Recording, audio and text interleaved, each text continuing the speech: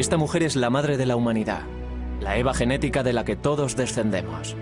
Vivió hace 150.000 años en el este de África, y todos los hombres y mujeres de la Tierra tienen parentesco con ella.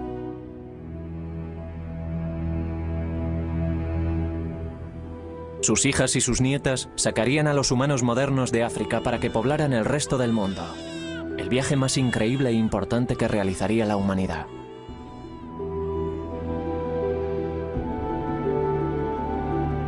Las huellas genéticas nos proporcionan por primera vez un mapa del itinerario de nuestro viaje. Con él, podemos seguir a las familias de nuestra Eva mientras viajan por un mundo vacío, superan dificultades, se separan y toman caminos distintos para descubrir nuevas tierras.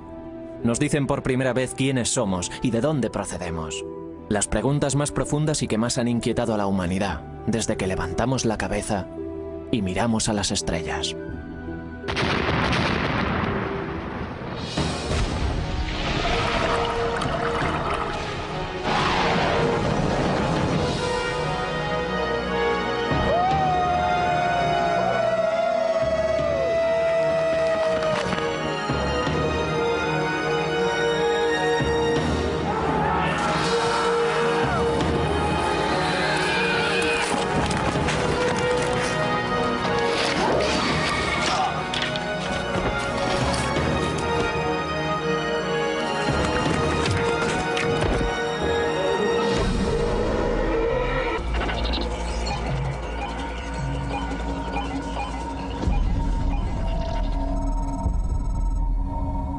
Esta nueva ciencia ha abierto brecha.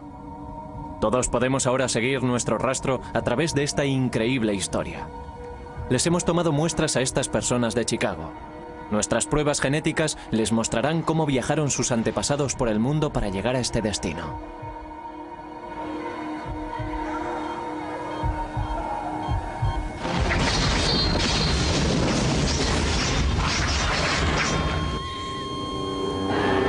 El origen del hombre.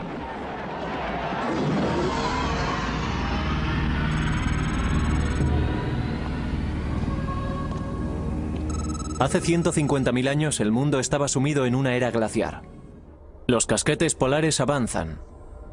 El nivel del mar desciende 120 metros. El norte de África es un inmenso desierto con pequeñas islas de verdor. En esas islas hay pequeños grupos de personas.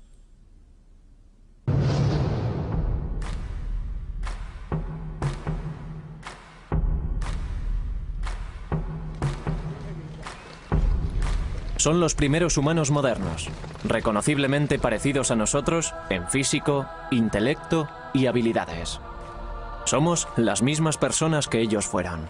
El cerebro que empezó a trabajar las primeras herramientas de piedra también nos llevó al espacio.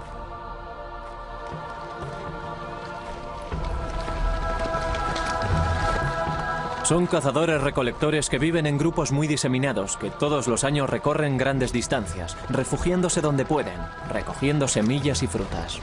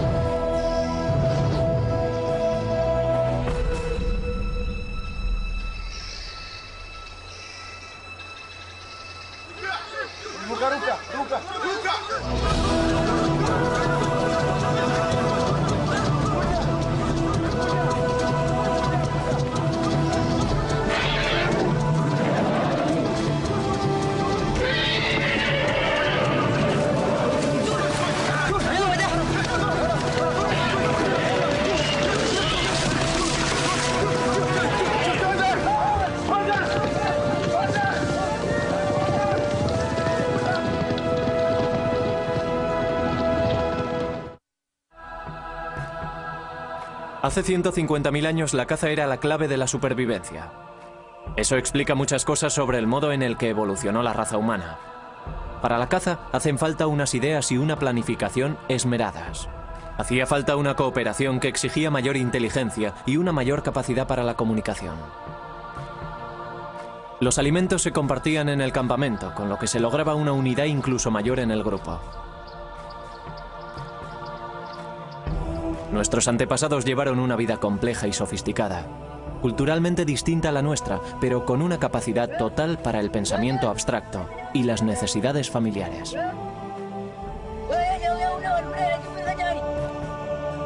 Las huellas genéticas están empezando a revelar más secretos de lo que jamás creímos posible. En solo 7000 generaciones los humanos modernos salieron de África y penetraron en todos los rincones del mundo. Y a través del ininterrumpido hilo genético que nos une a nuestro pasado, podemos comenzar a comprender por qué sucedió.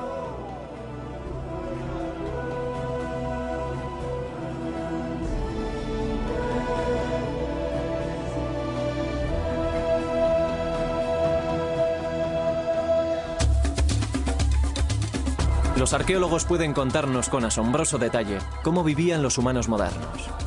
Diseñaban las herramientas con esmero, comprendían las estaciones y sabían cuándo volvería la caza.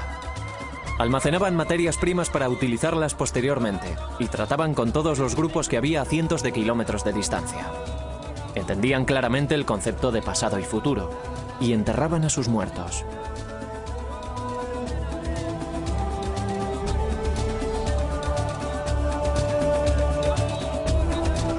Todo esto lo sabemos por la arqueología, por las piedras y huesos de las excavaciones realizadas en el este de África, continuamente ocupada durante miles de años. Pero para comprender quiénes somos y de dónde procedemos, tenemos que observar nuestra herencia genética.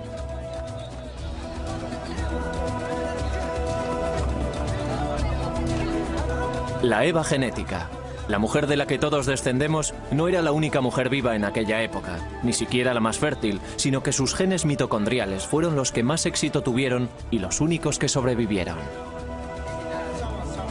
Todos los seres humanos vivos en la actualidad podemos seguir el rastro de un linaje común ancestral hasta esta mujer a través de una parte singular de nuestro ADN, el ADN mitocondrial. El ADN, el ferroprusiato de la vida, es nuestro código molecular propio y nos define de un modo inmanente a todos y cada uno de nosotros. Las mitocondrias son diminutas estructuras que se encuentran en el interior de casi todas las células humanas. Son distintas al ADN cromosómico normal, que dicta nuestra estatura o el color de nuestros ojos. Los hombres las heredamos de nuestras madres, pero no se las podemos pasar a nuestros descendientes. En las mujeres pasan de madres a hijas a través de interminables generaciones, casi sin cambio alguno. Y así es como podemos seguir el rastro hasta nuestra Eva genética y sus hijas. Así que, escrito en su interior, está la historia de las mujeres del mundo y, por lo tanto, de la raza humana. La profesora Rebecca Kahn fue la científica pionera que descubrió esta importantísima pista. Empecé a trabajar en el ADN mitocondrial humano para poder obtener una perspectiva objetiva que me ayudara a comprender y a ayudar a otras personas a comprender el parentesco existente entre los seres humanos de todo el mundo. Con esta nueva ciencia podía lograrlo. En alguna parte del ADN mitocondrial ocurren siempre mutaciones inofensivas que dejan marcas diminutas de todos los cambios. Estas marcas son como códigos de barras y pueden leerse del mismo modo. Kahn y su equipo descubrieron que los cambios se suceden a un ritmo bastante constante. Descubrieron que los grupos con las marcas más antiguas eran los africanos que vivían en el interior de África y se preguntaron si podían ser los pueblos más antiguos del mundo. La verdad es que me emocioné mucho cuando empecé a descubrir pruebas porque en realidad resultaron ser lo contrario a lo que yo intuía. Tomé imágenes radiográficas de 20 europeos y de 20 afroamericanos. Y en todos los afroamericanos se observaban diferencias. En cambio, los europeos eran todos iguales. Pensé que había etiquetado mal algo o que había cometido algún drástico error. Así que seguimos repitiendo las cosas una y otra vez. Al conseguir más muestras de distintas zonas, me di cuenta de que sobre todo había una diferencia en la norma y de que todo este nuevo tipo de pruebas basadas en la mitocondria iba a cambiar nuestro modo de pensar en los humanos modernos. En 1987, Khan y sus colegas publicaron un trabajo que indicaba por primera vez que las marcas se remontaban a África, demostrando claramente que era el lugar de nacimiento de la raza humana. Un hombre de una tribu de Nueva Guinea, un barman parisino, una maestra americana, un labrador de Polinesia. Era improbable que entre ellos existiese un parentesco, pero estaban relacionados a través de una mujer negra que existió hace 150.000 años. Sus descubrimientos causaron sensación. ¿La respuesta de la gente? Bueno, la respuesta de la gente fue asombrosa. El público estaba realmente interesado en ciertos aspectos del tema y también con cierta tendencia a malinterpretar los datos por la terminología utilizada para describir a esa mujer, a la Eva africana. En realidad la gente creía que se referían a la bíblica, a una sola mujer de la Biblia judeocristiana, la mujer de Adán. Su trabajo consiste en reescribir la historia humana. A través de él sabemos que las primeras mutaciones tuvieron lugar en África, hace quizás 150.000 años, y le pertenecen a nuestra Eva genética. El profesor Christopher Stringer, un eminente paleoantropólogo británico, participó en la datación de los cráneos humanos modernos más antiguos.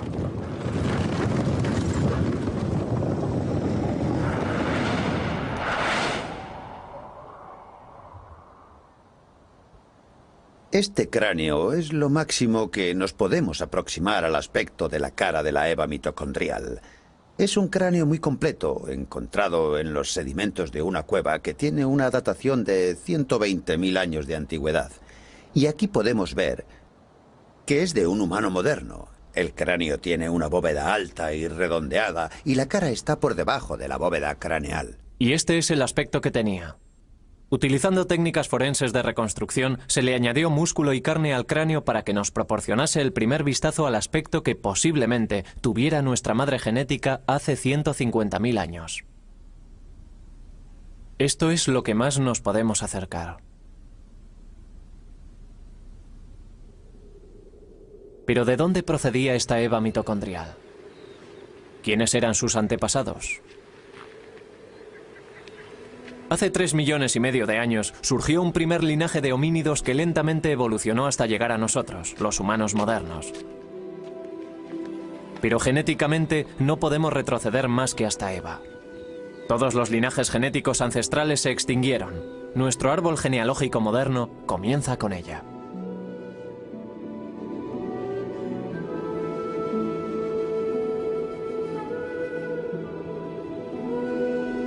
África es el lugar de origen de todas las diversas especies humanas que poblaron este planeta. Este inmenso y aislado laboratorio natural moldeó a los humanos durante una infinidad de ciclos en los que se alternaban desierto y vegetación. Y son los registros climáticos los que nos dan la pista siguiente.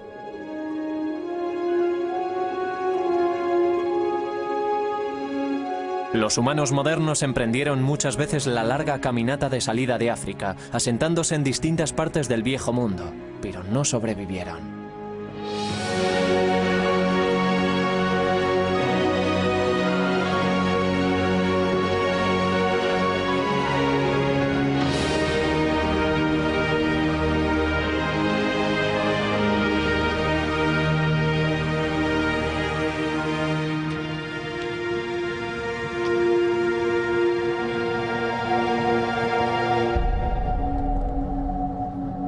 Creo que en realidad la gente se fue de África por motivos bastante naturales. Se iban en busca de comida, en busca de recursos, en busca de tierras. No iban en busca de nuevos continentes. Al final sí lo hicieron, pero al principio era solo el proceso natural de moverse y seguir. Quizás a manadas de animales o tal vez fueran los cambios climáticos los que causaron las migraciones del norte de África hacia las regiones colindantes.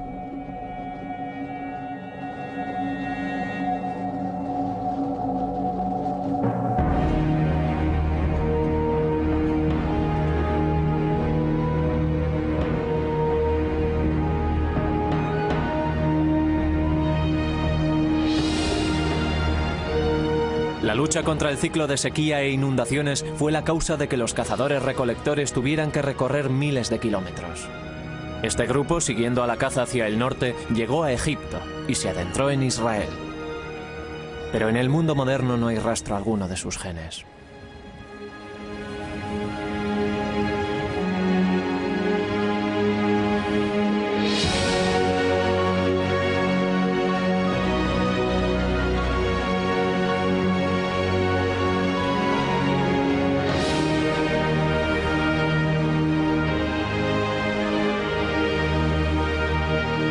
registros climáticos indican un breve pero devastador congelamiento global en el período en el que Oriente Próximo se convirtió en un inclemente desierto.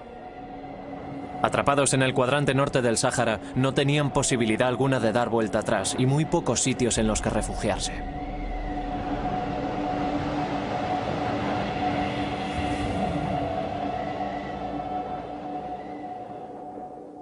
No sobrevivieron ni ellos ni ninguno de su linaje. Fallecieron durante una intensa sequía hace unos 110.000 años. Sus huesos fueron descubiertos en las cuevas de Kafse, próximas a Nazaret, en Galilea, en 1933. 13 frágiles esqueletos. Uno de una mujer con un diminuto bebé a sus pies. Cuando se desenterraron estos huesos eran el esqueleto humano moderno y completo más antiguo de cuantos se habían encontrado. Los numerosos esqueletos que han sido encontrados en cuevas de Israel en las excavaciones de Kafse y Skul demuestran que ya había humanos fuera de África hace más de 100.000 años. Es posible que aquellos humanos modernos hubieran salido por el corredor del Nilo a través del Sinaí, adentrándose en Oriente Próximo, pero parece que no pasaron de allí. Tardarían 40.000 años en volver a intentarlo. Hace 80.000 años el mundo volvía a enfriarse. Una vez más avanzaban los casquetes polares secando las tierras. La vida se hizo mucho más difícil. A la vez que se secaba África, también lo hacía el agua potable. Los registros oceánicos nos muestran que el nivel del mar descendió drásticamente cuando el agua del mundo quedó atrapada en forma de hielo. Al dirigirse la caza hacia el norte, nuestros cazadores-recolectores se vieron obligados a convertirse en pescadores.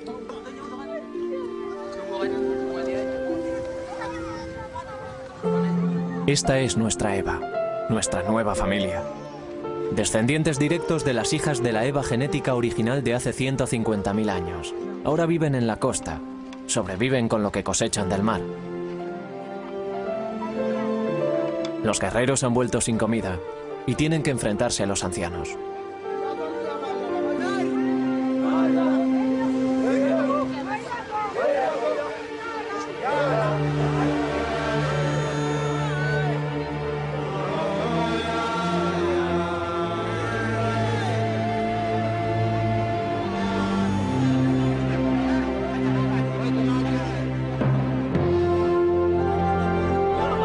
Nuestra supervivencia ha estado siempre a merced del clima.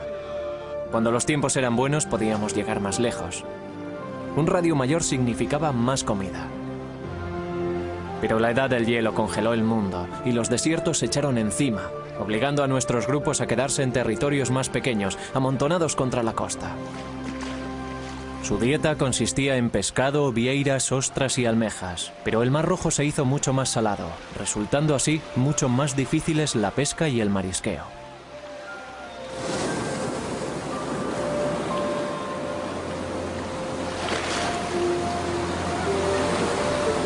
Hasta hace poco, había muy pocas pruebas de que nuestros antepasados hubiesen ocupado las zonas costeras del este de África o de que hubiesen explotado los recursos marinos cerca del litoral.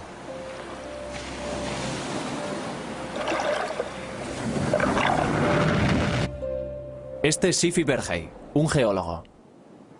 En 1999 formó parte de una expedición internacional que buscaba pruebas de la ocupación de Eritrea por parte de seres humanos modernos.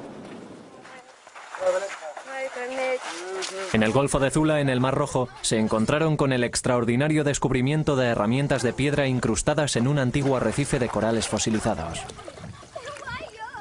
La datación le dio al arrecife 125.000 años de antigüedad.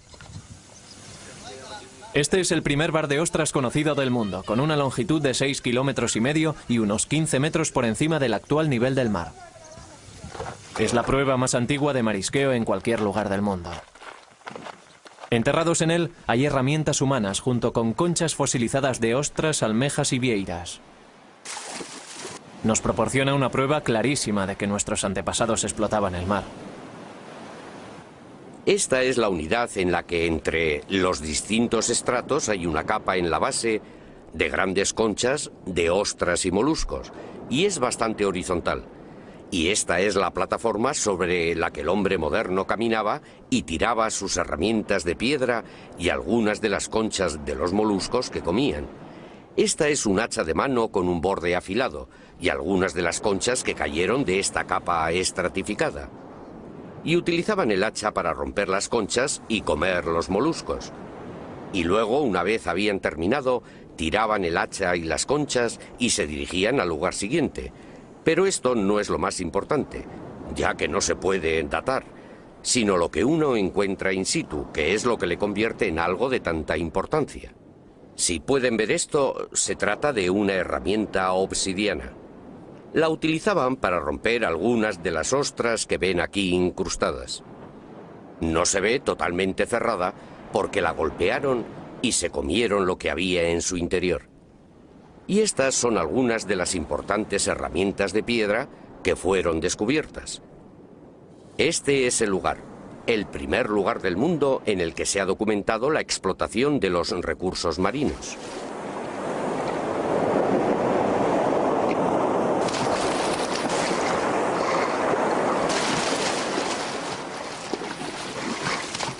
Los restos de estas conchas son además una pista vital sobre los motivos por los que nuestros antepasados realizaron la larga travesía para salir de África.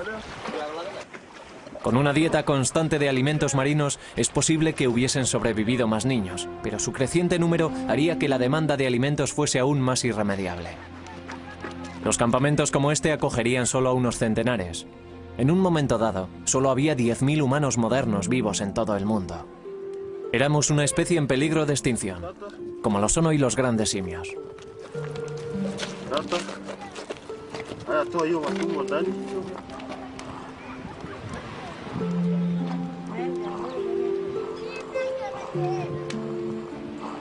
Cuando la pesca y el marisqueo no bastaron ya para alimentarlos, no tuvieron otra alternativa.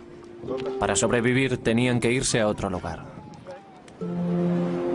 Al otro lado del Mar Rojo, las lluvias de la estación monzónica regaban las verdes y seductoras colinas de Yemen.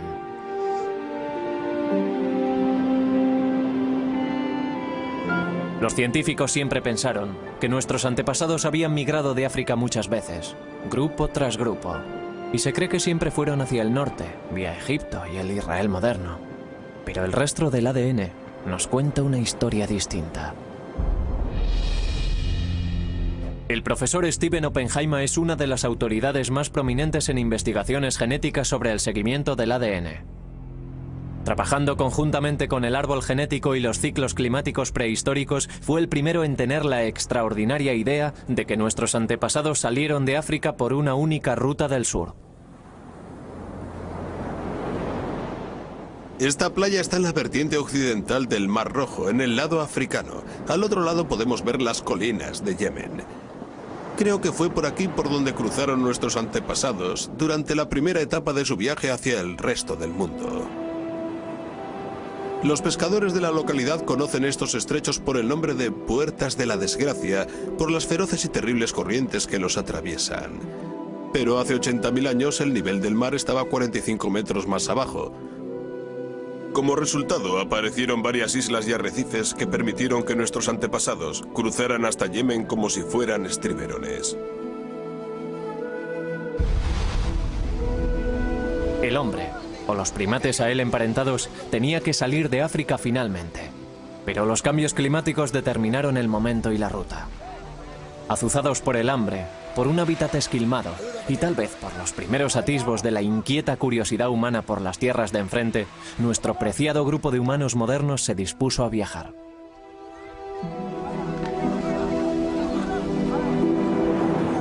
Hay dos rutas de salida de África, por el norte del Mar Rojo a través del Istmo de Suez y adentrándose en Oriente Próximo, y la del sur por las Puertas de la Desgracia, adentrándose en Yemen y siguiendo por la costa sur de Arabia hasta la India.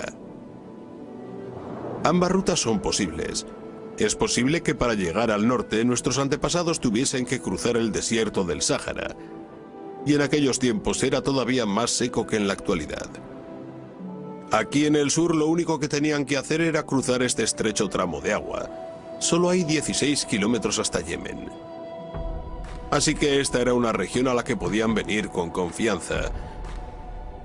Creo que esta playa jugó un papel muy importante en la historia humana, ya que creo que este es el lugar por el que nuestros antepasados cruzaron desde África a Yemen, dando el primer paso de su viaje hacia el resto del mundo.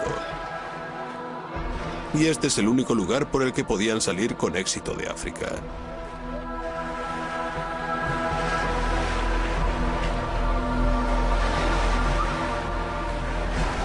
Creo que el viaje más importante jamás realizado por la raza humana comenzó aquí, en esta playa, hace 80.000 años.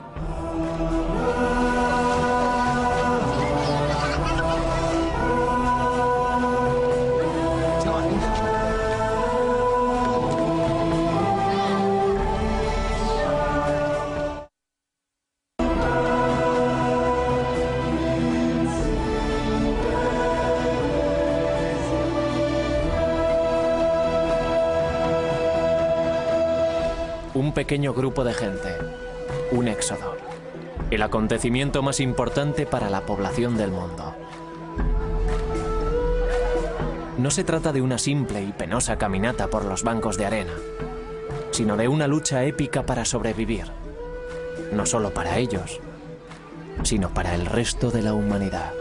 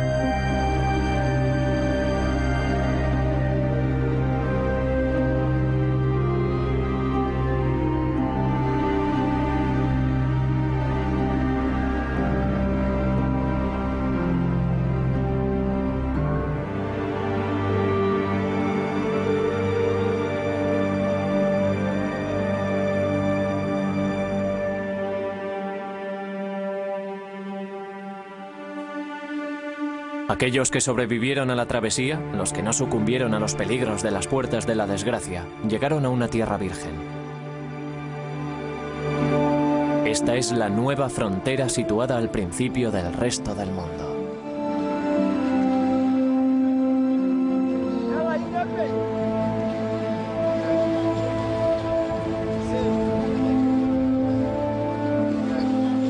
Las playas de Yemen estaban en la orilla de un mundo casi vacío. Nuestro grupo estaba formado por los primeros humanos modernos, los primeros de su especie en salir de África, en sobrevivir en este lugar en aquel momento. El grupo se encontraba solo en la orilla del Nuevo Mundo. Al llegar a Yemen, la vida debió ser un poco mejor para el grupo de migrantes.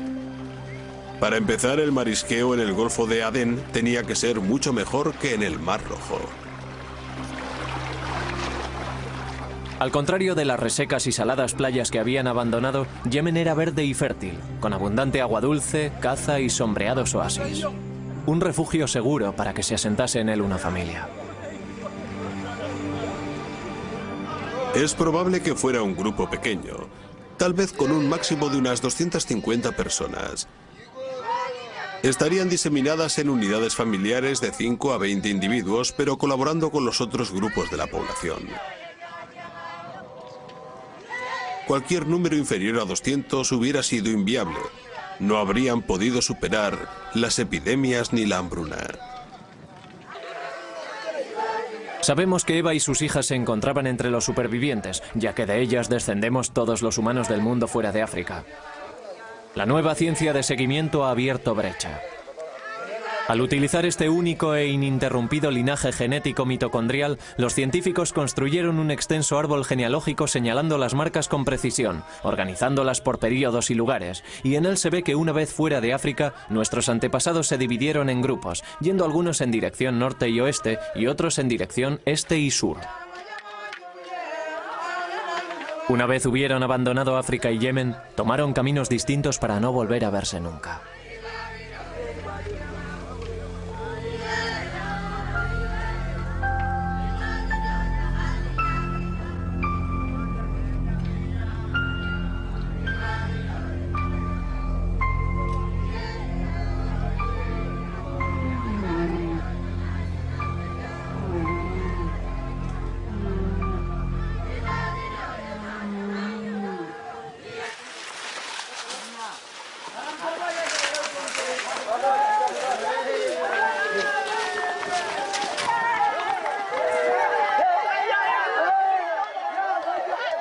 Cuando el grupo llegó aquí, traería una variedad de linajes africanos.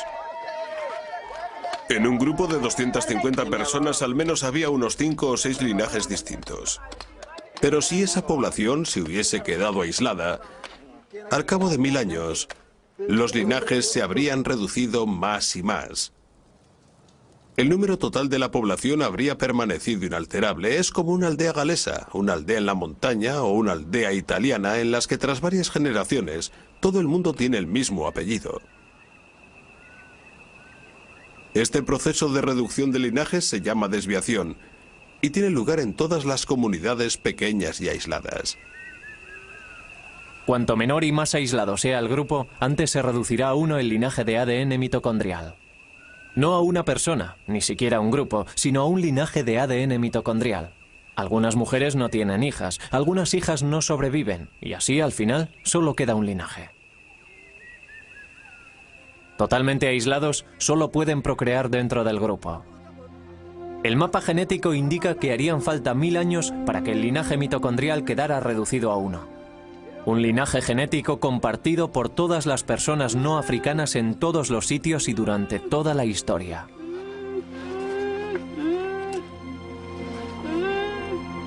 Un único linaje que convence a Stephen Oppenheimer que está en lo cierto sobre nuestra ascendencia africana.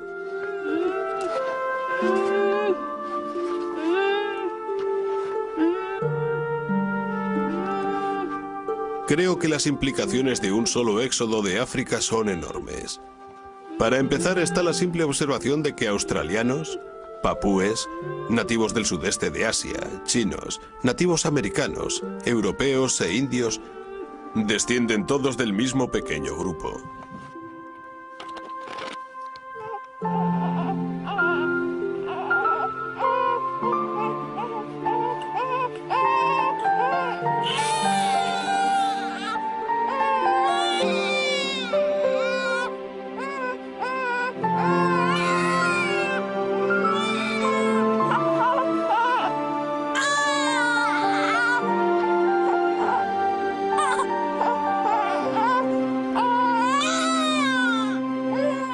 Eso significa que este pequeño grupo se diversificó enormemente durante los 80.000 últimos años, creando poblaciones totalmente diferentes físicamente en distintas partes del mundo y que se adaptaron física y culturalmente a los nuevos entornos que encontraron y exploraron.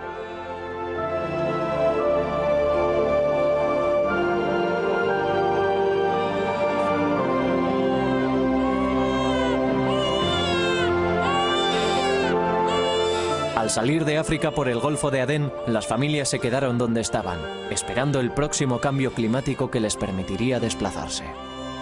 Sus descendientes serían los pueblos de Oriente Próximo, que se extenderían hacia Europa 40.000 años después, fundando las vibrantes y cosmopolitas ciudades que hoy conocemos.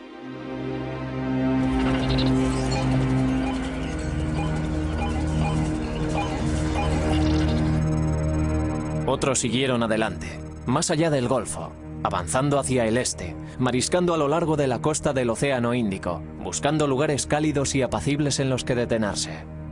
6000 años después de haber alcanzado las playas de Yemen, nuestros ancestros habrían llegado comiendo hasta Malasia.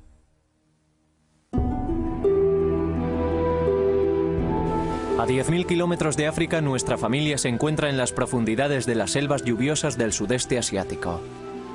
Estos son los descendientes de Eva, cazando en las junglas de Malasia, deambulando en pequeñas bandas, quedándose en un lugar el tiempo suficiente para recolectar la cosecha silvestre y después seguir adelante. Sus cuerpos empiezan a adaptarse a las condiciones de las selvas lluviosas. Al alejarse del ardiente sol africano, su piel se vuelve más clara y su estatura se reduce por la falta de carne. Al igual que los cazadores-recolectores de las junglas de hoy en día, se alimentan de pescado, ratas, ardillas y lagartos, de la caza que hay en la bóveda vegetal y de frutas y raíces. Se disfrazan y se camuflan para armonizar con el follaje e imitan gritos de animales para engañar a sus presas.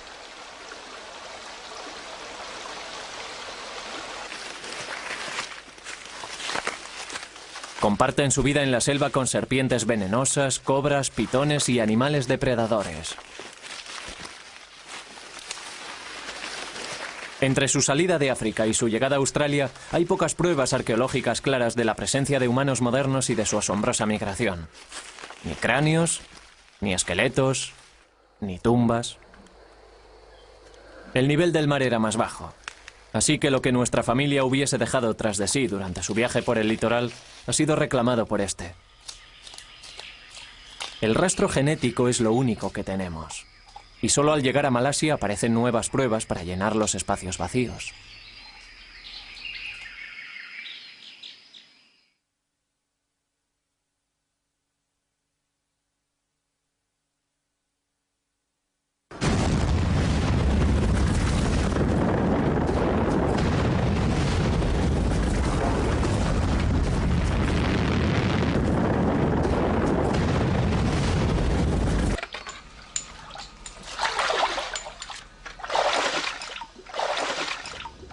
La gran erupción de Toba, que tuvo lugar en Sumatra hace 74.000 años, fue la mayor explosión de los 2 últimos millones de años. La nube turbia alcanzó una altura de 40 kilómetros y sumió una buena parte del mundo en 6 años de invierno volcánico.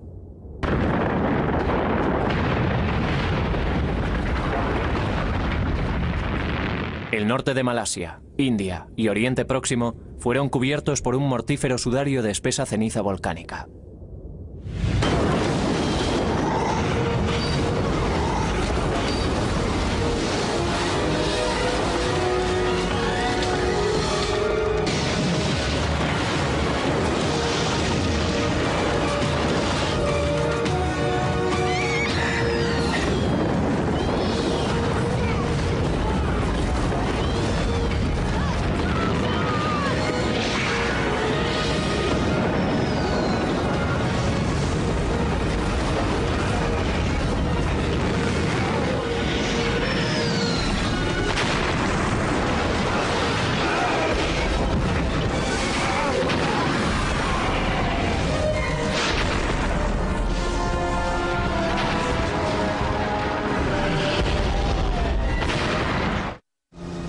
La gran explosión de Toba, la más destructiva de los 2 últimos millones de años, nos proporciona pruebas positivas del viaje de nuestra familia. Este es el pueblo Semang, tímidos cazadores-recolectores de las junglas del interior de la península de los lagos. De un color mucho más oscuro que los demás pueblos de Malasia que los rodean, forman parte del grupo Orang Asli. Stephen Oppenheimer cree que pueden ser el remanente que ha sobrevivido de la familia que salió de África y pasó por aquí hace 74.000 años. Si nuestros antepasados pasaron por aquí durante su recorrido desde África a Australia y a Nueva Guinea, es probable que dejaran un rastro genético. Y sabemos por estudios anteriores que el Orang Asli, como grupo de tribus de la península de Malaya o Malasia, se encuentra entre los pueblos más antiguos de esta región.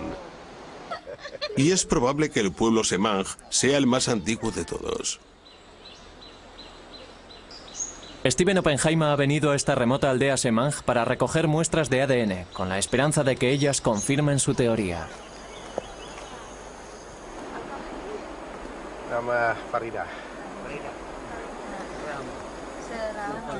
Si mi teoría es correcta sobre que salieron de África hace 80.000 años, habrían tenido que recorrer 10.000 kilómetros para llegar aquí en 6.000 años para poder estar en el momento de la gran explosión de Toba. Lo que significa 1.600 metros al año, algo muy factible para su tipo de vida nómada avanzando a lo largo de la costa. Para determinar si pertenecían a aquel grupo que salió de África o no, tenemos que examinar su linaje genético, y el ADN mitocondrial en particular nos dirá si descienden directamente de las dos hijas de Eva que tuvieron su origen justo al salir de África o no. Si tienen sus propios y únicos linajes, nos indicará que han estado aislados desde entonces, hace 70 u 80.000 años, y que han evolucionado completamente solos. O si, por otra parte, descubrimos que sus linajes descienden de pueblos posteriores, como el australiano o el papú. De nuevo, nuestro seguimiento genético nos ayudará a saber si es o no es ese el caso. El análisis genético puede demostrar que los Semán son una raza antigua, pero no nos puede decir con exactitud cuándo llegaron aquí. Tenemos que buscar otras pruebas para darle validez a esta teoría. Estas toscas herramientas fueron encontradas en un valle boscoso llamado Kota Tampan, cerca de Penang. En zonas contiguas hay yacimientos con el mismo tipo de herramientas. Lo que hace que estas sean particularmente interesantes es que están incrustadas en una capa de ceniza de Toba, con una datación de 74.000 años de antigüedad. La profesora Suraina Najik estaba buscando el antiguo cauce de un río cuando se encontró con el yacimiento de Kota Tampan. Lo que había encontrado la profesora Najik era un taller de herramientas de piedra al que se le pudo hacer una datación exacta de 74.000 años de antigüedad.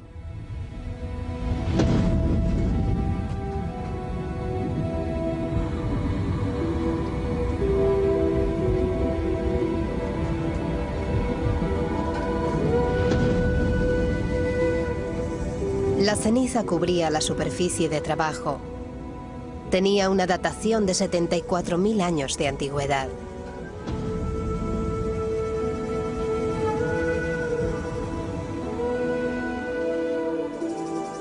Esto es un martillo de piedra que utilizaban, y ya ven que resulta muy cómodo asirlo con la mano. Y este es el canto que utilizaban. Esto es un hacha. Y es de un tipo de hachas que, digamos, abundan mucho en Asia y en el sudeste asiático. Lo que buscaban era el ángulo del borde. El ángulo del borde tenía que ser apropiado y el borde tenía que ser agudo. Esto se utilizaba para trabajos pesados. Es pesada, tiene un borde afilado y probablemente la empleasen para talar árboles. Najik estaba convencida de que las dejaron allí unos hombres modernos. Kota Tampan también nos reveló a unos hombres que tenían una mente compleja. Toda su tecnología nos revela una mente racional, sistemática y organizada. La mente del Homo sapiens.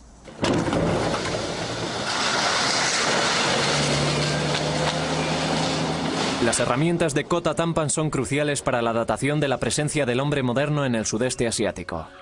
Son la primera prueba tangible que tenemos de todo el viaje desde África a Australia. Combinándola con los análisis genéticos de Stephen Oppenheimer, pueden ser una prueba real de nuestra antigua migración. Ya que encontró la prueba que necesita.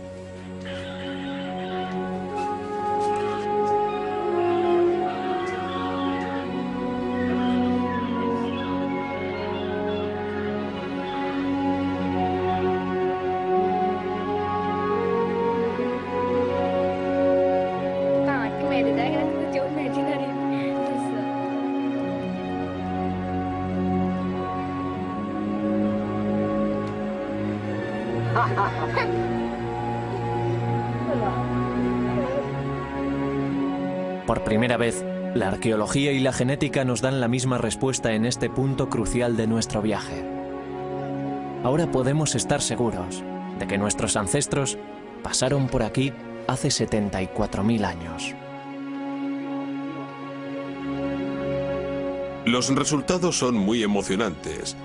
Los Oranjashli, el grupo Semang de aquí, tienen un único linaje genético propio que sugiere que pudieron estar en aquel primer viaje por las playas hace 75.000 años. Tienen un único linaje propio que proviene de las dos primeras hijas de Eva fuera de África. Y lo hemos seguido hasta aquí, y no lo comparten con ningún otro pueblo del sudeste asiático. En aquella época el nivel del mar estaba 48 metros más abajo. La mayor parte de las islas del sudeste asiático estaban unidas en la singular masa de tierra del continente Sunda. Los supervivientes del invierno volcánico de Toba llevarían nuestro viaje genético a su gran etapa siguiente, el desconocido continente de Australia.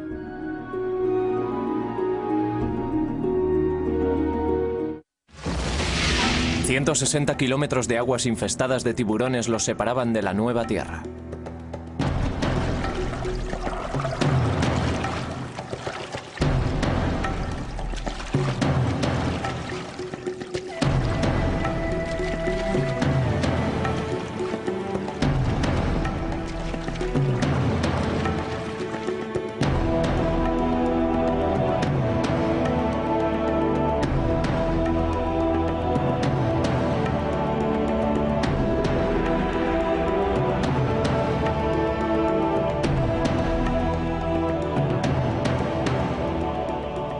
Este es el segundo gran éxodo de la migración de la humanidad por el mundo.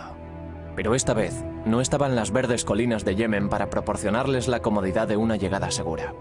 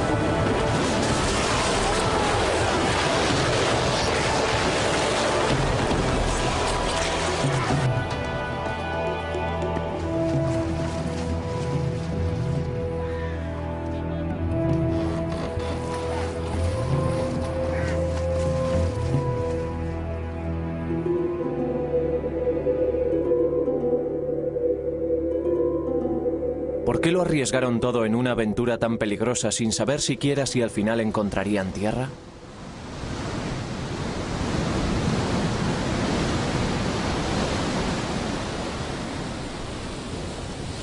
Algunos científicos creen que el viento los llevó a la deriva y llegaron accidentalmente a la costa desconocida. Pero nuevas pistas aportadas por las pruebas genéticas dicen que no. Demuestran que los aborígenes australianos tienen varios linajes genéticos únicos que los emparentan directamente con las primeras hijas de la Eva que salieron de África.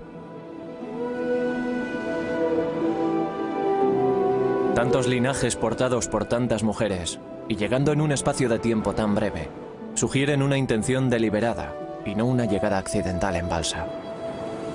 El primer grupo llegó hace 70.000 años. Lo siguieron más grupos durante los 5.000 años siguientes, todos ellos descendientes de la Eva que salió de África. Estas fueron las primeras personas que caminaron por este vasto y vacío continente. Nadie los molestaría durante miles de años.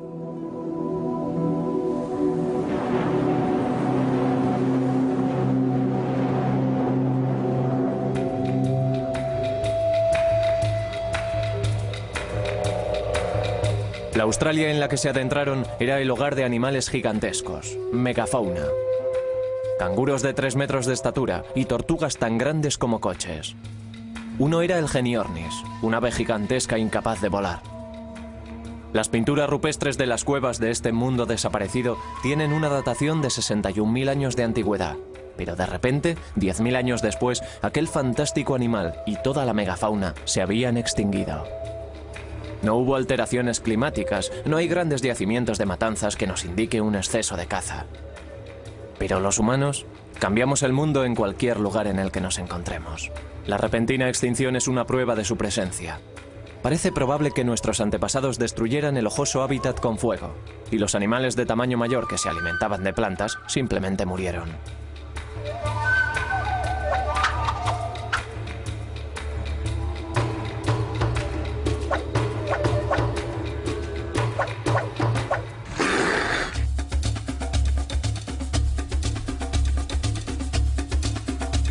Pero no todo el mundo acepta la teoría de una única salida de África. Este lecho seco de un lago es uno de los lugares en los que la teoría puede venirse abajo, a pesar de la coincidencia arqueológica y genética en Malasia durante nuestro seguimiento.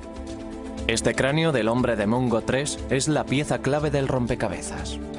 Cuando lo encontraron, la datación de la tierra que lo envolvía fue de 62.000 años de antigüedad.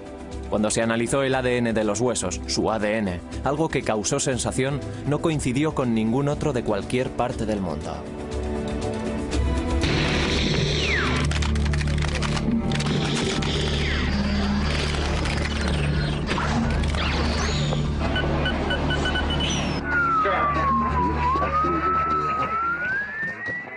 Para aquellos que no creen en la teoría de la salida de África, esto parece probar que los humanos modernos evolucionaron en épocas diferentes en distintas partes del mundo, hasta llegar a ser las personas que hoy somos. Pero otros científicos, como el profesor Chris Stringer, tienen dudas. La extracción del ADN es muy problemática, sobre todo en un esqueleto de 60.000 años de antigüedad. En primer lugar, es posible que el ADN recogido sea contaminación. No estamos seguros de ello, pero aunque se trate de un ADN genuino, otros análisis han demostrado que puede haber derivado de un ancestro africano igual que todos nosotros. Así que, en mi opinión, las pruebas de Mungo, de los huesos y el ADN siguen apoyando el reciente origen africano de nuestra especie. Los aborígenes australianos son un pueblo antiguo, pero ya no se parecen a sus antepasados que llegaron hace tantos miles de años. Sus cuerpos se han adaptado, reteniendo algunas de las características necesarias para sobrevivir como cazadores-recolectores en el duro entorno del desierto. Bajo la piel, somos todos muy parecidos. Nuestro ADN muestra que descendemos de una combinación genética muy pequeña.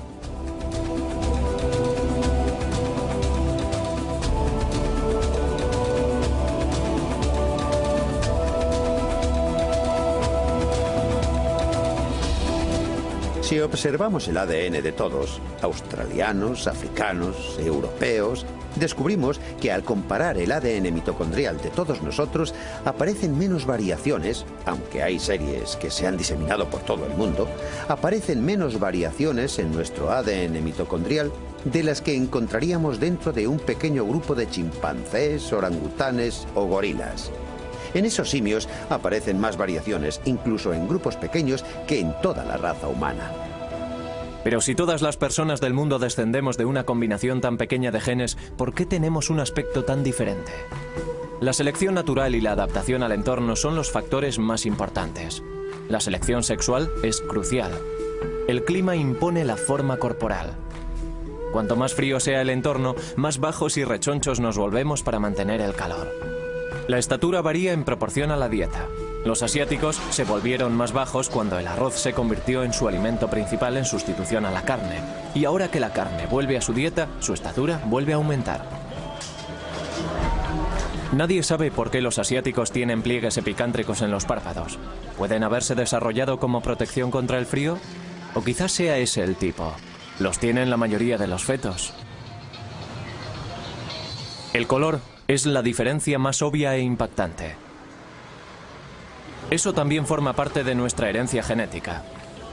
Mila Jablonski, una eminente científica que observa la evolución del color de la piel, estaba trabajando en la importancia del ácido fólico en el desarrollo fetal, cuando se encontró, por casualidad, con la respuesta. Comencé mis investigaciones en la evolución del color de la piel tras preparar una disertación para una clase hace más de 10 años. Fue muy interesante. Durante los preparativos para la clase me di cuenta de que se sabía muy poco sobre la evolución del color de la piel y que lo poco que se sabía no era muy convincente. Mientras preparaba aquella disertación, descubrí un interesante documento que indicaba que existía una importante e interesante relación entre las radiaciones ultravioleta y una biomolécula muy importante llamada folate. El ácido fólico es crucial para el desarrollo embrionario y el exceso de radiación ultravioleta del Sol lo destruye. Por lo que nuestros antepasados del África tropical tenían que ser oscuros para propiciar su supervivencia, pero la falta de radiación ultravioleta impide la formación de la vitamina D, lo que causa raquitis y puede ser mortal. Así que cuando migraron hacia el sombrío norte, tuvieron que volverse más pálidos para sobrevivir. Mila ha descubierto una sencilla ecuación evolucionista. Si observamos la pigmentación de la piel entre los pueblos indígenas actuales, vemos que hay gente muy oscura en las regiones ecuatoriales de alta exposición al sol y gente significativamente más clara según avanzamos hacia los polos. Y resulta que la melanina, la protección natural contra el sol, es un filtro fenomenal para las radiaciones ultravioleta. En cierto modo es demasiado bueno. Y para que podamos fabricar suficiente vitamina D en la piel, tenemos que reducir la cantidad de melanina existente en ella. Y por ello lo que vemos en el curso de la historia de nuestra especie, al pasar de zonas de alta radiación ultravioleta a zonas de baja radiación ultravioleta, es que nuestra piel ha perdido pigmentación paulatinamente.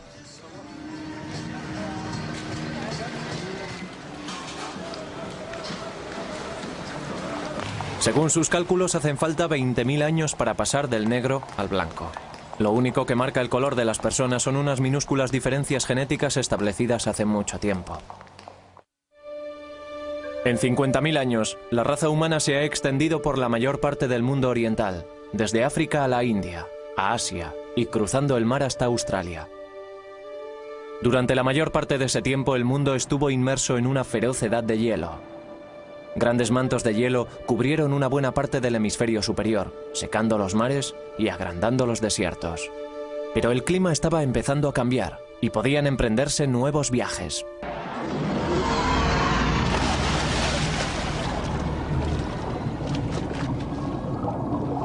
Durante la épica migración a lo largo de las playas desde África a Australia, nuestra familia fue dejando tras sí colonias que realizaron nuevos viajes por su cuenta. Un grupo se abrió camino a través de Asia, adentrándose en China y rebasando sus confines. Otro se dirigió al norte desde la India, llegando hasta las vastas estepas asiáticas tras dejar atrás el Himalaya. Y otro se quedó aquí, en el Golfo Arábigo. Los grandes lagos de agua dulce permitieron a nuestras familias procedentes de África colonizar estas bolsas de abundante vegetación rodeadas por el desierto.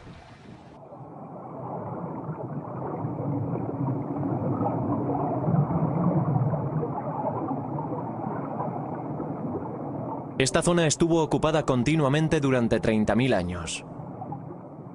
Sus huesos y artefactos quedaron sumergidos al ascender el nivel del mar.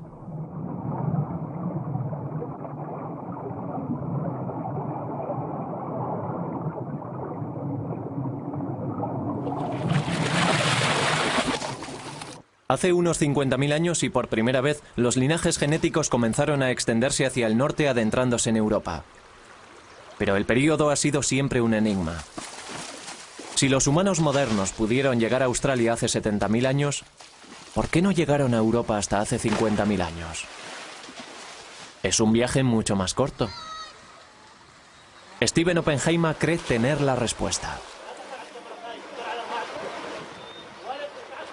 Creo que la respuesta es que se vieron obstaculizados. No pudieron llegar a Oriente Próximo, a Israel y al Líbano porque en medio había un gran desierto. El desierto formado por el de Arabia Saudita y el de Siria. Y hasta hace 50.000 años era absolutamente infranqueable.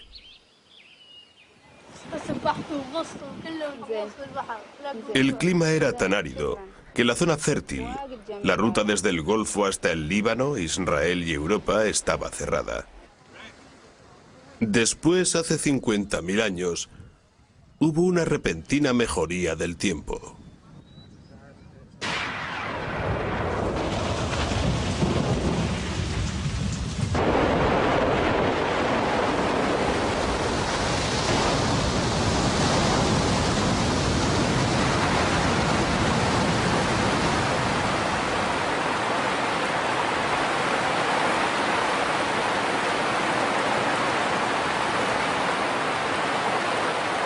Después de siglos en los que predominó el desierto, llegaron las lluvias. Las lluvias monzónicas arrecieron en Arabia y en la India, y la zona fértil fue en aumento. Los ríos se llenaron y la caza se encaminó al norte. Nuestras familias y nuestros linajes genéticos fueron tras ella.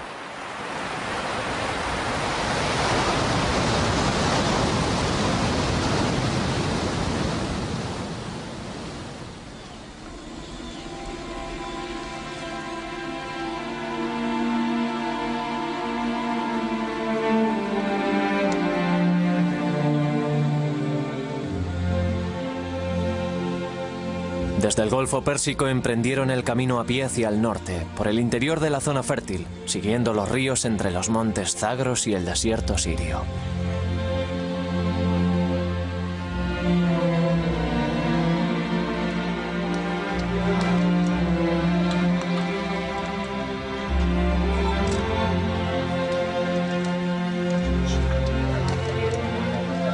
La idea de que los europeos llegaron por el norte de África está muy firmemente afincada, pero las pruebas de Stephen Oppenheimer no la apoyan.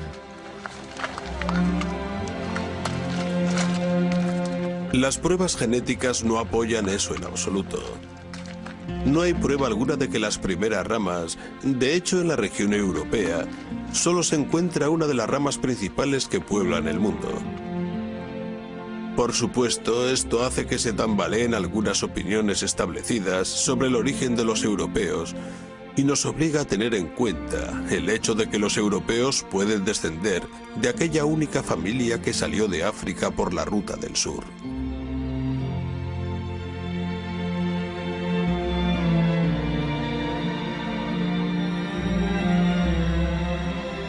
Esta nueva prueba genética reescribirá la prehistoria europea.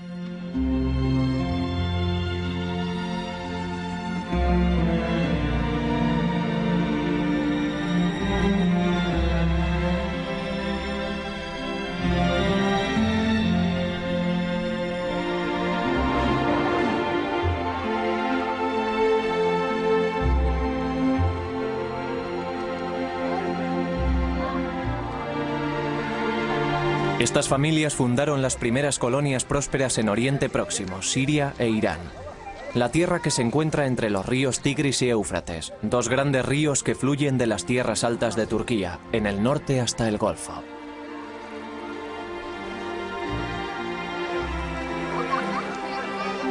Aquí, aprenderían posteriormente a cultivar la tierra y a domesticar a los animales, convirtiéndose así en los primeros agricultores. Los ríos les proporcionaban agua para regar las cosechas. Había abundancia de peces y cañas para construir casas y embarcaciones. Las palmeras datileras proliferaban. Miles de siglos después, sus descendientes construirían las primeras estructuras de piedra que luego se convertirían en las ciudades de Mesopotamia, Uruk y Sumera en el sur, y las ciudades amuralladas de Babilonia y Jericó. Habíamos dado los primeros pasos hacia las grandes civilizaciones que desarrollarían la escritura, el arte de la guerra y fundarían los grandes imperios. Todo ello partiendo directamente del grupo genético que migró de África hace 80.000 años.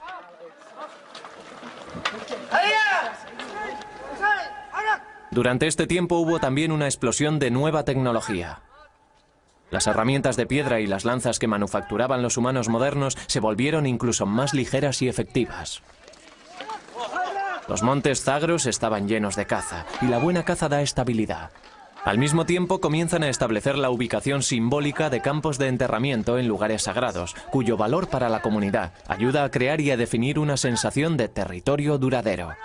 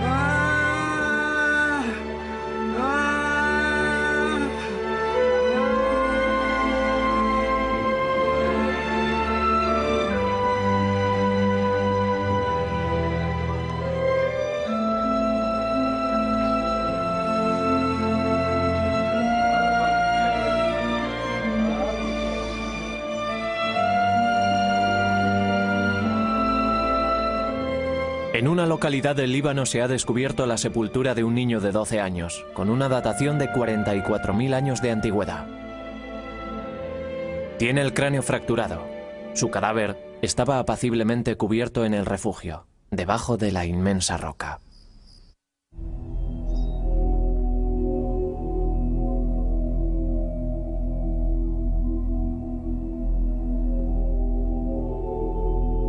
Desde estos puntos las familias se dispersaron rápidamente por el Mediterráneo, al sur a lo largo de la costa de Siria hasta el norte de África, al norte a través de Turquía, atravesando los Balcanes y adentrándose en Europa.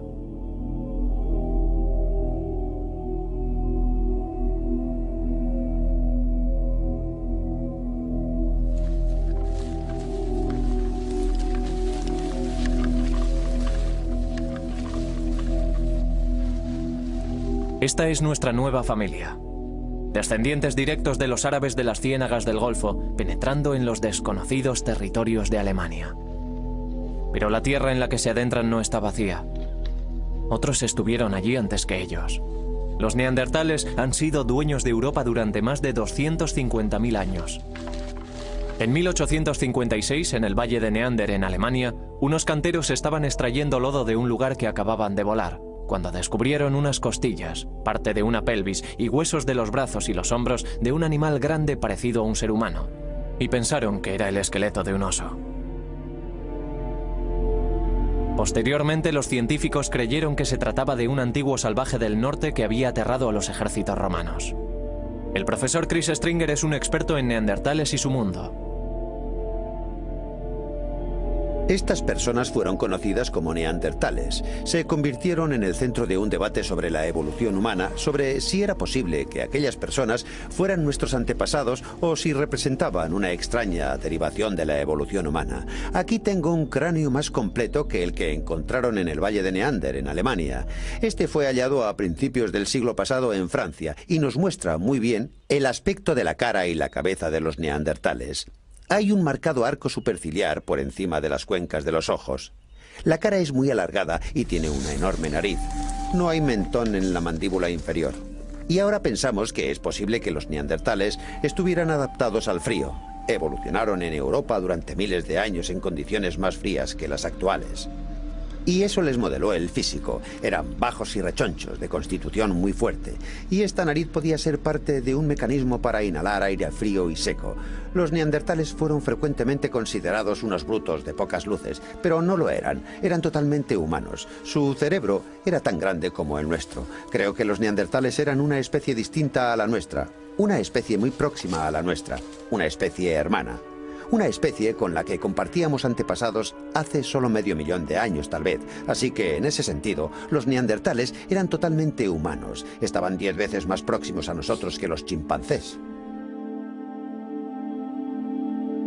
Si se mezclaron con los humanos modernos, sus genes se han extinguido.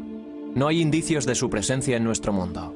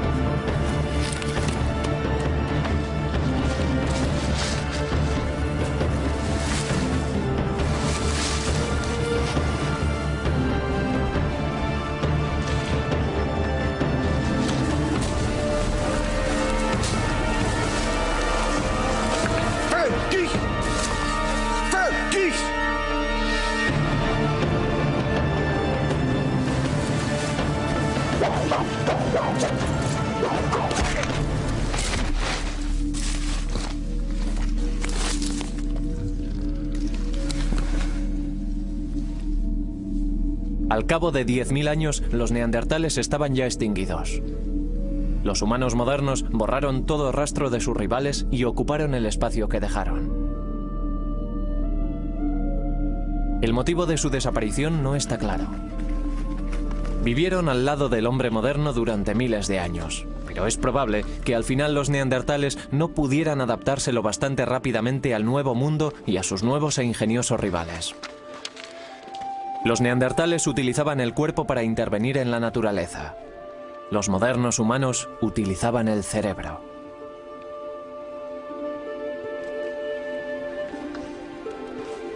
Al espacio vacío acudieron oleadas de humanos modernos, de Oriente Próximo y Rusia, extendiéndose por toda Europa. Los científicos creen que estas oleadas descendían de 4 linajes de ADN mitocondrial, 4 nietas de la Eva que salió de África. Llegaron entre 45.000 y 10.000 años atrás. El europeo más moderno puede seguir su linaje hasta ellos.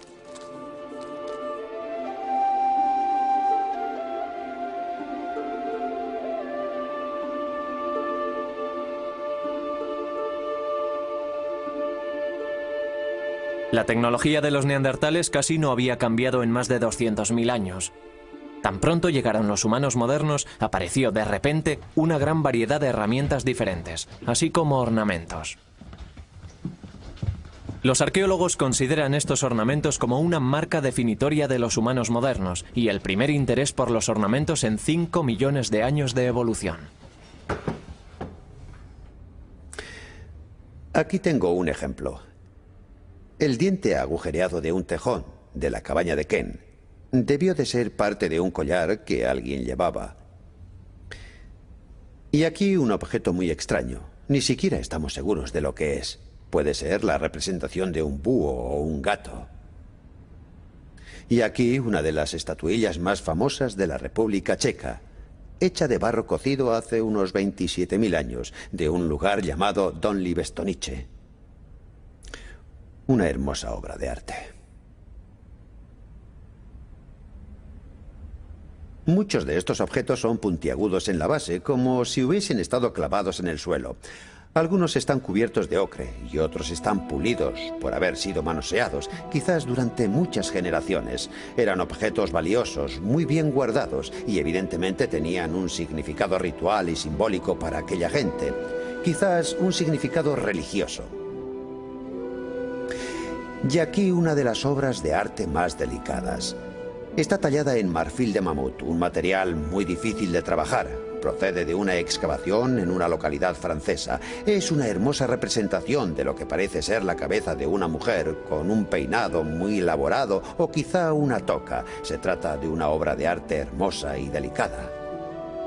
Es muy difícil deducir por estas piezas si se trata de representaciones de personas reales o si están idealizadas de alguna manera para reflejar una especie de belleza ideal. En algunos casos creo que el detalle es suficiente para sugerir que están basadas en personas reales. Otra cosa que encontramos en la llegada de estos humanos modernos a Europa son vestigios de ropa. He aquí una de las pruebas más directas. El hecho de tener aquí una aguja de hueso. Así que estas personas cosían telas, cosían pieles, y hay pruebas de que incluso tejían telas. Se trata de otro nivel de complejidad, que les habría dado mayores posibilidades de adaptación climática, por ejemplo, y por supuesto muchas más oportunidades de expresarse personalmente para que con el tiempo se desarrollaran cosas como la moda. Y esto también lo vemos en el interior de las sepulturas, personas que han sido enterradas con ropas y que en algunos casos están cubiertas con miles de abalorios hechos de marfil de mamut. Y cada uno de esos abalorios representó horas y horas de trabajo, así que aquí tenemos pruebas de una vida verdaderamente rica y compleja que no hallamos en los neandertales. Aquí tengo un mamut grabado en un trozo de colmillo de mamut, procedente de una localidad francesa, y tiene unos 15.000 años de antigüedad. Pero estas personas, estos primeros humanos modernos, los Cro-Magnon, no solo grababan en trozos de huesos y colmillos, también esculpían y tallaban, hacían modelos de arcilla y, por supuesto, pintaban las paredes de sus cuevas, y este arte data de hace al menos 35.000 años. Pintaron una gran variedad de cosas, a menudo los animales que cazaban, en algunos casos animales peligrosos, tales como leones o rinocerontes lanudos. En otros casos, ni siquiera podemos reconocer qué animales son los representados. Los animales parecen ser símbolos mágicos, seres imaginarios, y es posible que parte de este arte se utilizara en ceremonias y rituales de iniciación. Y es posible que una buena parte fuera creado en un estado de trance inducido por los chamanes por medio de su magia.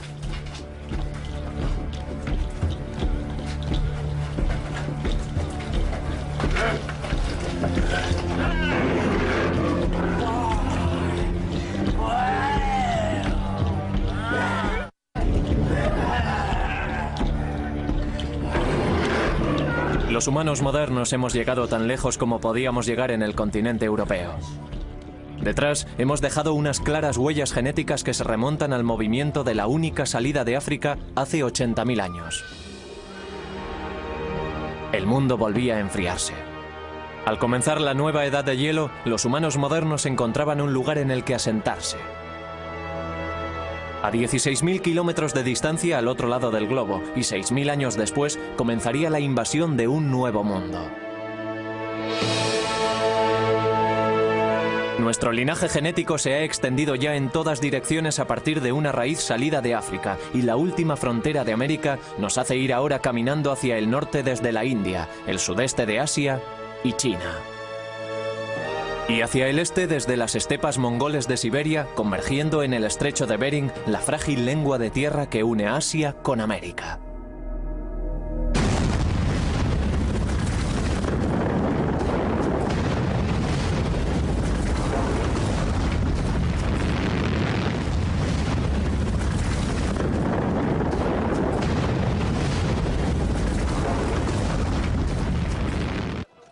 América es un rompecabezas prehistórico. Durante mucho tiempo los arqueólogos insistieron en que nadie había llegado a América hasta hace 15.000 años. Pero la nueva información conseguida por el seguimiento genético del ADN dice que nuestros antepasados cruzaron el estrecho de Bering entre 25.000 y 20.000 años atrás.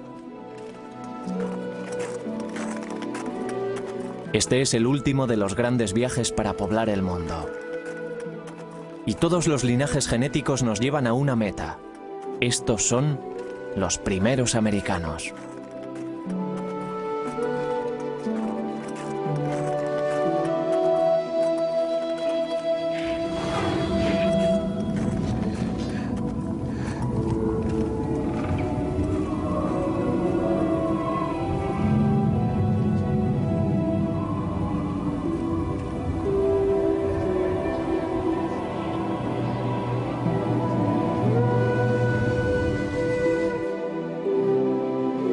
Hace 25.000 años el mundo se estaba adentrando en una de las peores edades de hielo que hemos tenido que resistir.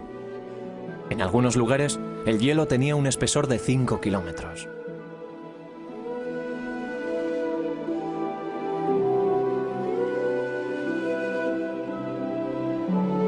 Pero si el hielo avanza, este es el último paso posible antes de que el hielo cierre el estrecho de Bering y la entrada a Alaska y el resto de Norteamérica. Tardaría otros 8.000 años en volver a abrirse. El motivo por el que sabemos que los primeros americanos llegaron hace unos 20.000 años es el hecho de que sabemos qué tipos de fundación trajeron consigo, qué tipos de fundación mitocondrial trajeron consigo de Asia.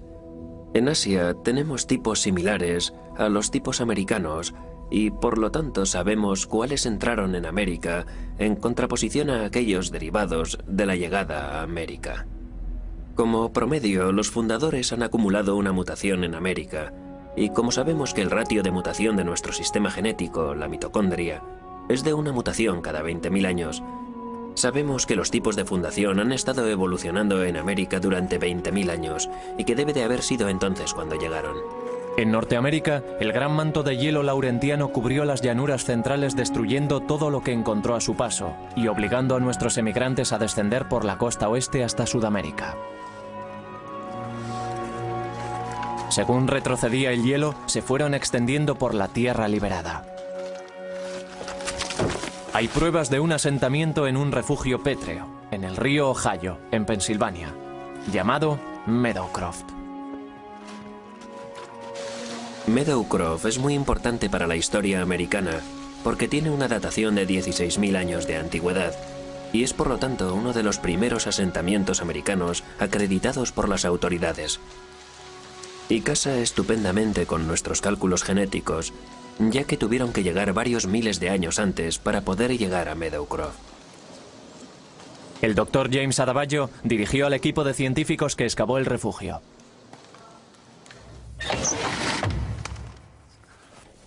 Cuando lo encontramos, asumimos que no contendría ningún material cultural en absoluto. Pero resulta que había una variedad de artefactos y otros indicios de presencia humana varios miles de años antes del periodo máximo calculado para la llegada de seres humanos al Nuevo Mundo. Esparcidos por esta superficie y por otras superficies de ocupación más profundas, en estos hogares y a su alrededor, hay una serie de artefactos entre los más notables, de los cuales se encuentran fragmentos de pedernal como este, y los instrumentos cortantes hechos con el pedernal. Lo que es único en estas piezas es que no solo no son manufacturados en su mayor parte por los grupos de indios del Paleolítico en las Américas, sino que tienen un notable parecido con los instrumentos cortantes de pedernal del norte de China, que tienen unos 28 o 29.000 años de antigüedad. De hecho, copias de este material podrían mezclarse con las colecciones del norte de China y no podrían distinguirse unas de otras. Lo que nos sugieren las pruebas de Meadowcroft, junto con los datos que están surgiendo de una serie de excavaciones en otros puntos de Norteamérica, es que no hubo una sola migración de seres humanos al Nuevo Mundo, como se postuló recientemente durante las 2 últimas décadas, sino una serie de pulsaciones o emanaciones. Así que ahora se han establecido múltiples entradas como patrón para la migración americana. Estos primeros colonos portaban muchos linajes genéticos diferentes. Procedían de Siberia, China, Asia Central, de Malasia incluso, y de Japón. En 1996, el esqueleto conocido como el hombre de Kennewick fue descubierto cerca del río Columbia, en el estado de Washington. Cuando se lo llevaron a Gene Shatters, el antropólogo forense creyó al principio que se trataba de los restos de un pionero del siglo XIX. Se quedó asombrado cuando la datación con carbono 14 reveló que tenía 9.500 años de antigüedad. Era el esqueleto más antiguo jamás encontrado en Norteamérica. Pero lo que realmente intrigaba a Shatters era que a pesar de su antigüedad, el hombre de Kennewick no se parecía a los nativos americanos modernos. Su cráneo era caucásico, no mongoloide, y la reconstrucción de su cara mostraba una clara similitud con los Ainus que vivían en el norte de Japón. El hombre de Kennewick era un individuo extremadamente golpeado. Tenía múltiples costillas rotas, tenía una herida en el brazo izquierdo, otra en el cráneo, tenía artritis en el cuello, en las rodillas y en los codos. Había llevado una vida muy agitada. Pero lo más distintivo que había en él, la herida más interesante desde el punto de vista forense, es que tenía una punta de lanza incrustada en la pelvis. De hecho, eso fue lo que nos llevó a hacer una datación de los huesos. Lo único que se ve es una pequeña ventana ovoide a cada lado del hueso, pero al hacerle un escanograma podemos ver que hay una hoja serrada de 5 centímetros de largo por 2,5 de ancho ahí incrustada.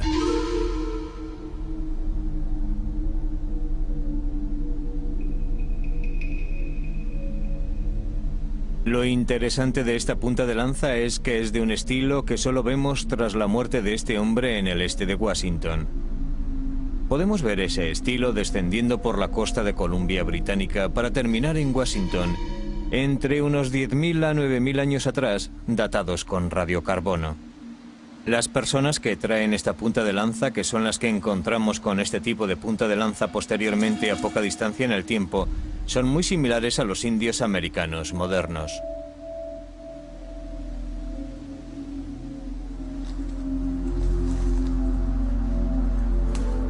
Los cráneos de los indios americanos podrían perderse fácilmente entre una multitud. Así que lo que parece es que llega una nueva población con características del nordeste de Siberia y empieza a sustituir a los inmigrantes de la primera llegada. Lo que esto sugiere en un sentido más amplio es que hubo algún tipo de conflicto. ¿Se trataba de un conflicto personal? ¿Se había enfurecido alguien con él por algún tema sin importancia? ¿O se trataba de hecho de una disputa por el territorio entre poblaciones rivales que acaban de entrar en contacto? El hecho de que suceda en el momento de la llegada de las nuevas poblaciones, el hecho de que el hombre de Kenwick tenga un aspecto distinto a las poblaciones recién llegadas, no sugiere que se trata de una disputa por el territorio.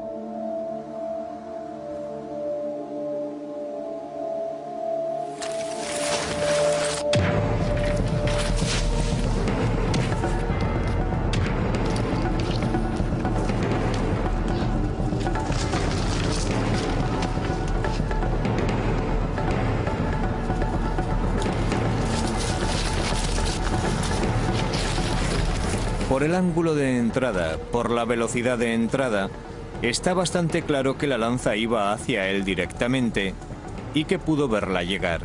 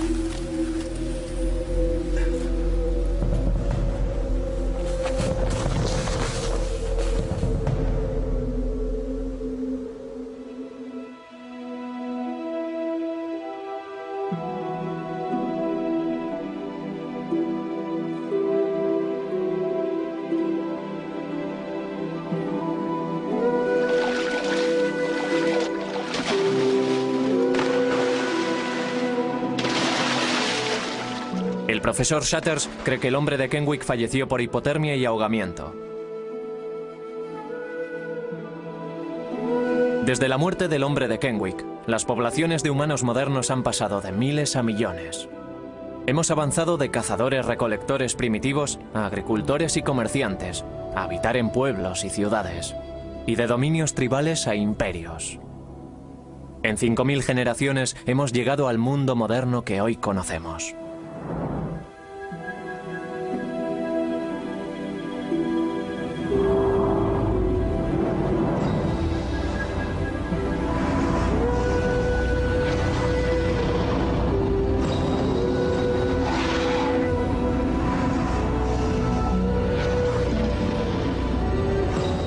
Desde la década de los 80 se han tomado muestras de ADN a miles de personas de todas partes del mundo. Desde Alaska a Nueva Zelanda. Desde los inuit a los islandeses. Analizándolas, los científicos pueden buscar similitudes entre los códigos personales y ver qué pueblos son los más emparentados. Todos los individuos pueden comprobar su ADN mitocondrial y conocer las rutas que sus antepasados siguieron en su viaje alrededor del mundo. Desde África a todos los rincones del mundo.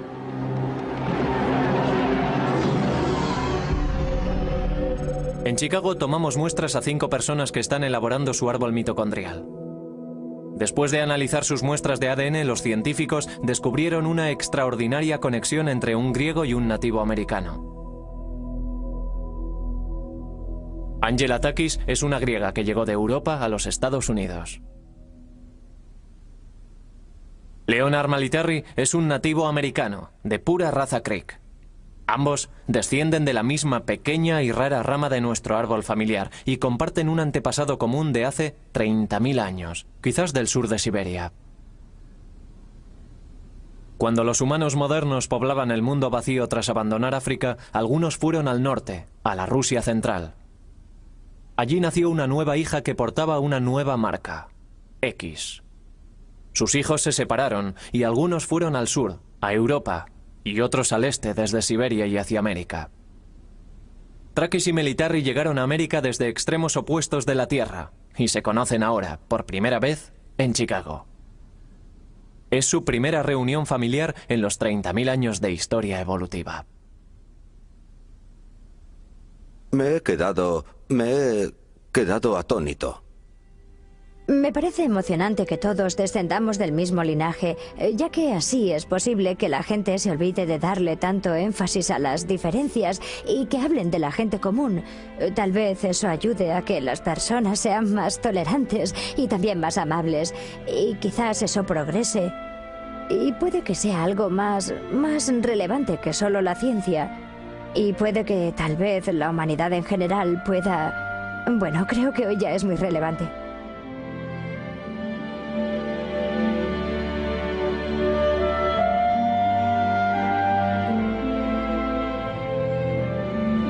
Hace 80.000 años, un pequeño grupo de humanos modernos se enfrentó a los terrores del Mar Rojo y abandonó África para siempre. Se llevaron consigo el futuro del mundo. 10.000 años después, habían penetrado en todos los rincones de este. El viaje más importante e increíble que hemos realizado jamás. Por primera vez sabemos quiénes son. Sabemos de dónde procedemos. Sabemos que somos las mismas personas que nuestros inquietos e inquisitivos antepasados. Pero hemos llegado al final de nuestra migración. Nos quedan tierras vacías a las que acudir. La ciencia nos dice que una cadena ininterrumpida nos une a nuestro pasado, y entre nosotros. Todos compartimos la misma herencia genética de nuestra antepasada Eva. Quizás sea ese el mensaje más importante que debamos llevar al futuro.